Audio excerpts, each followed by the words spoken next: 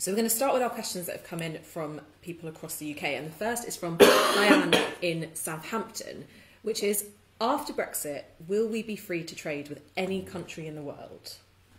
Okay, so it's a great question. And I kind of want to break it down a bit in terms of how I answer it.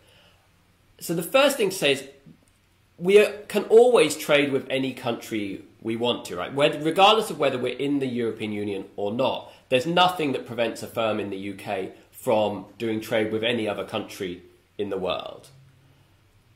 What differs, though, depending on, and will change as we leave the EU, is the terms under which we trade. And in particular, kind of how big the barriers are to trade. So the most obvious kind of trade barrier we think about is a tariff, which is essentially a tax on trade, right? So you can currently trade with the US or with China, and lots of British firms do, but you'll pay higher tariffs on that trade for lots of goods than you would if you traded with the European Union. So kind of the levels of barriers to trade vary, but there's nothing stopping firms from trading with countries either inside or outside the EU. Okay, so how will that change after Brexit? Yeah, that's kind of the $1 million question, or maybe it should be the $1 billion question these days. That all depends on kind of what our future trading arrangements look like. We don't know for certain what they are going to be, but the withdrawal agreement does start to give us some kind of idea.